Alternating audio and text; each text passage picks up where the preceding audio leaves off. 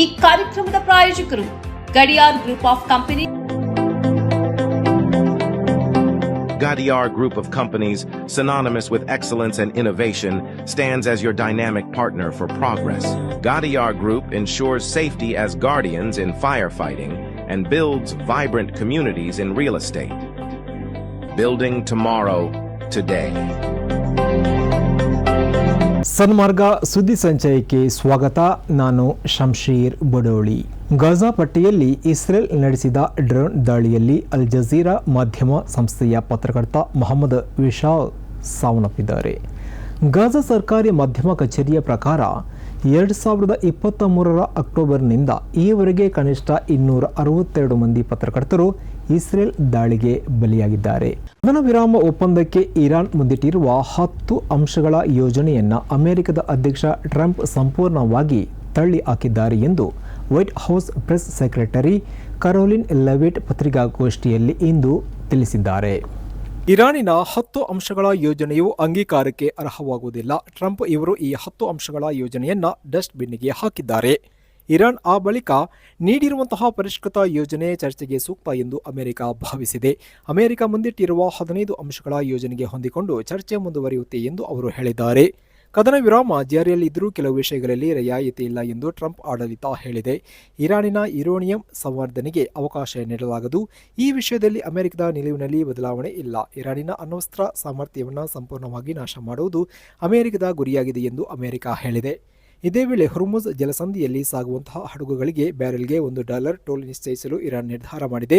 ದೊಡ್ಡ ಹಡಗುಗಳಿಗೆ $30 ಲಕ್ಷ ವರೆಗೆ ಟೋಲ್ ವಿಧಿಸಲಾಗುತ್ತೆ. ಆದರೆ ಇದನ್ನು ಅಮೆರಿಕ ಪ್ರಬಲವಾಗಿ ವಿರೋಧ ಮಾಡಿದೆ. 4PM ನ್ಯೂಸ್ ಎಂಬ ಯೂಟ್ಯೂಬ್ ಚಾನೆಲ್ ಮೇಲೆ ನಿಷೇಧ ಹೇರಿರುವುದಕ್ಕೆ ಕೇಂದ್ರ ಸರ್ಕಾರ ಮತ್ತು ಗೂಗಲ್ಗೆ ದೆಹಲಿ ಹೈಕೋರ್ಟ್ ನೋಟಿಸ್ ಜಾರಿ ಮಾಡಿದೆ. 84 ಲಕ್ಷದಷ್ಟು ಸಬ್ಸ್ಕ್ರೈಬರನ್ನು ಹೊಂದಿದ್ದ ಈ ಯೂಟ್ಯೂಬ್ ಚಾನೆಲ್ ಮತ್ತು ಅದರ 26 ವಿಡಿಯೋಗಳಿಗೆ ಕಳೆದ ಮಾರ್ಚ್ ತಿಂಗಳಲ್ಲಿ ನಿಷೇಧವನ್ನು ಹೇರಲಾಗಿತ್ತು. ಸೂಕ್ತ ಆಧಾರಗಳು ಇಲ್ಲದೆ ಮತ್ತು ಅನ್ಯಾಯದಿಂದ ಚಾನೆಲ್ ಅನ್ನು ನಿಷೇಧಿಸಲಾಗಿದೆ ಎಂದು ಈ ಅರ್ಜಿಯಲ್ಲಿ ಆರೋಪಿಸಲಾಗಿದೆ. ಜಸ್ಟಿಸ್ ಪುರುಷೇಂದ್ರ ಕುಮಾರ್ ಅವರು ಈ ಅರ್ಜಿಯ ಮೇಲೆ ವಿಚಾರಣೆ ನಡೆಸ್ತಾ ಇದ್ದಾರೆ. ಚಾನೆಲ್ ವಿರುದ್ಧ ಕ್ರಮ ಕೈಗೊಳ್ಳುವುದಕ್ಕಿಂತ ಮೊದಲು ಯಾವುದೇ ನೋಟಿಸ್ ಅನ್ನು ನೀಡಿಲ್ಲ ಮತ್ತು ನನ್ನ ವಾದವನ್ನು ಆಲಿಸುವುದಕ್ಕೆ ಯಾವುದೇ ಅವಕಾಶವನ್ನು ಕೊಟ್ಟಿಲ್ಲ ಎಂದು ಈ ಅರ್ಜಿಯಲ್ಲಿ ಹೇಳಲಾಗಿದೆ. ನಿಷೇಧಕ್ಕೆ ಸಂಬಂಧಿಸಿದ ದಾಖಲೆಗಳನ್ನು ಕೊಡುವಂತೆ ಕೇಳಿಕೊಂಡಾಗ ಅದನ್ನು ನೀಡಲು ನಿರಾಕರಿಸಲಾಗಿದೆ. ಇವು ರಹಸ್ಯ ದಾಖಲೆಗಳು ಎಂದು ಹೇಳಿ ಈ ನಿರಾಕರಣೆಗೆ ಸಮರ್ಥನೆಯನ್ನು ಕೊಡಲಾಗಿದೆ. ಸಂವಿಧಾನ ಕೊಡುವ ವಾಕ್ ಸ್ವಾತಂತ್ರ್ಯಕ್ಕೆ ಇದು ವಿರುದ್ಧವಾಗಿದೆ ಎಂದು ಈ ಅರ್ಜಿಯಲ್ಲಿ ಹೇಳಲಾಗಿದೆ. ದೇಶದ ಸುರಕ್ಷತೆ ಮತ್ತು ಸಮಾಜದ ಸ್ವಾಸ್ಥ್ಯವನ್ನು ತೋರಿಸಿ ಮಾರ್ಚ್ 12ಕ್ಕೆ ಕೇಂದ್ರ ಸರ್ಕಾರ ಈ ಚಾನೆಲ್ ವಿರುದ್ಧ ನಿಷೇಧವನ್ನು ಹೇರಿತ್ತು. ಆದರೆ ಕೇಂದ್ರ ಸರ್ಕಾರದ ವಿರುದ್ಧ ಕಟು ವಿಮರ್ಶೆಯನ್ನು ಮಾಡಿರುವುದೇ ಈ ನಿಷೇಧಕ್ಕೆ ಕಾರಣ ಎಂದು ಎಡಿಟರ್ ಸಂಜಯ್ ಶರ್ಮಾ ಆರೋಪ ಮಾಡಿದ್ದಾರೆ. ಈ ಚಾನೆಲ್ ವಿರುದ್ಧ ಈ ಹಿಂದೆಯೂ ಇಂತಹ ಕ್ರಮಗಳನ್ನು ತೆಗೆದುಕೊಳ್ಳಲಾಗಿತ್ತು.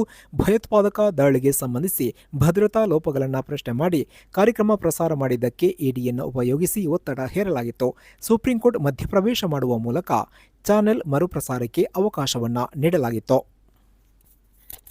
ಬೀದಿಯಲ್ಲಿ ಉಗುಳಿದ ಗುಡ್ಕಾವನ್ನು ಸ್ವಚ್ಛ ಮಾಡೋಕೆ ನೇಪಾಳದಲ್ಲಿ ಭಾರತೀಯ ಪ್ರವಾಸಿಗನೊಬ್ಬನಿಗೆ ಸ್ಥಳೀಯ ನಿವಾಸಿ ಸೂಚಿಸಿರುವ ವಿಡಿಯೋವೊಂದು ಸಾಮಾಜಿಕ ಮಾಧ್ಯಮಗಳಲ್ಲಿ ವೈರಲ್ ಆಗ್ತಾ ಇದೆ. ಈ ಘಟನೆ ಜಗತ್ತಿನಾದ್ಯಂತ ಭಾರತೀಯರಿಗೆ ಮುಜುಗರವನ್ನು ತಂದಿದೆ ಎಂದು ಎಕ್ಸ್ ಖಾತೆಯಲ್ಲಿ ಹೇಳಲಾಗಿದೆ. ತಂಬಾಕು ಅಗೆಯುವವರನ್ನು ಸಾಮಾಜಿಕ ಮಾಧ್ಯಮದಲ್ಲಿ ಅಜಯ್ ದೇವಗನ್ ತಂಡ ಎಂದು ಕರೆಯಲಾಗ್ತಾ ಇದೆ. ಭಾರತೀಯ ಪ್ರವಾಸಿಯೋರ್ವ ಚಲಿಸುವ ಕಾರಿನಿಂದ ಗುಟ್ಕಾವನ್ನ ಬೀದಿಯಲ್ಲಿ ಉಗುಳಿದ್ದಾನೆ. ಈ ವೇಳೆ ನೇಪಾಳದ ನಿವಾಸಿಯೊಬ್ಬರು ಪ್ರವಾಸಿಗರನ್ನ ತಡೆದು ಇದು ಭಾರತವಲ್ಲ ನೇಪಾಳ, ಬೇಗನೆ ನೀರು ಸುರಿಯಿರಿ ಎಂದು ಹೇಳುತ್ತಿರುವುದು ಕಂಡುಬಂದಿದೆ. ಈ ವೇಳೆ ಪ್ರವಾಸಿಗರು ಮುಜುಗರಕ್ಕೊಳಗಾಗಿ ಕ್ಷಮೆ ಯಾಚಿಸಿದ್ದಾರೆ. ರಸ್ತೆಯ ಮೇಲಿನ ಕಲೆಗಳನ್ನು ನೀರಿನಿಂದ ಸ್ವಚ್ಛಗೊಳಿಸಿದ್ದಾರೆ. ವಿಡಿಯೋ ರೆಕಾರ್ಡ್ ಮಾಡಿದ ವ್ಯಕ್ತಿಯು ಭಾರತದಂತಹ ದೊಡ್ಡ ದೇಶದಿಂದ ಪ್ರವಾಸಿಗರು ಬರುತ್ತಿದ್ದಾರೆ ಮತ್ತು ದೇಶವನ್ನು ಕೊಳಕು ಮಾಡುತ್ತಿದ್ದಾರೆ ಎಂದು ಹೇಳುತ್ತಿರುವುದು ಕಂಡುಬಂದಿದೆ. ಈ ವಿಡಿಯೋವನ್ನು ಇನ್ಸ್ಟಾಗ್ರಾಂನಲ್ಲಿ ಪೋಸ್ಟ್ ಮಾಡಲಾಗಿದ್ದು 60 ಲಕ್ಷಕ್ಕಿಂತಲೂ ಅಧಿಕ ಜನರು ವೀಕ್ಷಿಸಿದ್ದಾರೆ. ಜಗಿಯುವ ತಂಬಾಕು ಮತ್ತು ಪಾನ್ ಬಳಕೆಯಿಂದ ಬೀದಿಗಳು ಮತ್ತು ಗೋಡೆಗಳ ಮೇಲೆ ಕೆಂಪು ಕಲೆಗಳು ಉಳಿಯುತ್ತವೆ. ಇದಕ್ಕೆ $5,000 ದಂಡ ವಿಧಿಸಬಹುದಾದರೂ ದುರ್ಬಲ ಜಾರಿಯಿಂದಾಗಿ ಈ ಅಭ್ಯಾಸ ಮುಂದುವರಿಯಲು ಅವಕಾಶ ಸಿಕ್ಕಿದೆ. ಬಾರಾಮತಿ ಕ್ಷೇತ್ರದ ಉಪಚುನಾವಣಾ ಕಣದಿಂದ ಕಾಂಗ್ರೆಸ್ ಪಕ್ಷ ಹಿಂದೆ ಸರಿದ ಕಾರಣ ಮಹಾರಾಷ್ಟ್ರದ ಉಪಮುಖ್ಯಮಂತ್ರಿ ಸುನೇತ್ರಾ ಪವಾರ್ ಇವರ ಗೆಲುವು ಖಚಿತವಾಗಿದೆ. ಬಾರಾಮತಿ ವಿಮಾನ ದುರಂತದಲ್ಲಿ ನಿಧನರಾದ ಎನ್ಸಿಪಿ ನಾಯಕ ಅಜಿತ್ ಪವಾರ್ ಇವರಿಗೆ ಗೌರವ ಸೂಚಕವಾಗಿ ಕಾಂಗ್ರೆಸ್ ತನ್ನ ಅಭ್ಯರ್ಥಿಯನ್ನು ವಾಪಸ್ ಪಡೆದುಕೊಂಡಿದೆ. ಇದರಿಂದ ಸುನೇತ್ರಾ ಪವಾರ್ ಉಪಚುನಾವಣೆಯಲ್ಲಿ ಅವಿರೋಧವಾಗಿ ಆಯ್ಕೆಯಾಗಲಿದ್ದಾರೆ. ಏಪ್ರಿಲ್ 23ರಂದು ನಡೆಯಲಿರುವ ಬಾರಾಮತಿ ಉಪಚುನಾವಣೆಯಿಂದ ಹಿಂದೆ ಸರಿಯುವಂತೆ ಶರದ್ ಪವಾರ್ ಮತ್ತು ಸುಪ್ರಿಯಾ ಸುಳೆ ಸೇರಿದಂತೆ ಹಿರಿಯ ಎನ್ಸಿಪಿ ನಾಯಕರು ಒತ್ತಾಯಿಸಿದ ನಂತರ ಕಾಂಗ್ರೆಸ್ ಕಣದಿಂದ ಹಿಂದೆ ಸರಿದಿದೆ ಎಂದು ವರದಿಯಾಗಿದೆ. ಜನವರಿಯಲ್ಲಿ ಬಾರಾಮತಿಯಲ್ಲಿ ಸಂಭವಿಸಿದ ವಿಮಾನ ದುರಂತದಲ್ಲಿ ಅಜಿತ್ ಪವಾರ್ ಮೃತಪಟ್ಟಿದ್ದರು. ಆಗ ಅವರು ಮಹಾರಾಷ್ಟ್ರ ಉಪಮುಖ್ಯಮಂತ್ರಿ ಮತ್ತು ಬಾರಾಮತಿಯ ಶಾಸಕರಾಗಿದ್ದರು. ಅವರ ನಿಧನದ ಬಳಿಕ ಸುನೇತ್ರಾ ಪವಾರ್ ಅವರನ್ನ ಮಹಾರಾಷ್ಟ್ರದ ಉಪಮುಖ್ಯಮಂತ್ರಿಯಾಗಿ ನೇಮಕ ಮಾಡಲಾಗಿದೆ. ಉಪಚುನಾವಣೆಯಲ್ಲಿ ಗೆದ್ದು ತಮ್ಮ ಸ್ಥಾನ ಉಳಿಸಿಕೊಳ್ಳುವ ಸವಾಲು ಸುನೇತ್ರಾ ಪವಾರ್ ಅವರಿಗೆ ಎದುರಾಗಿತ್ತು.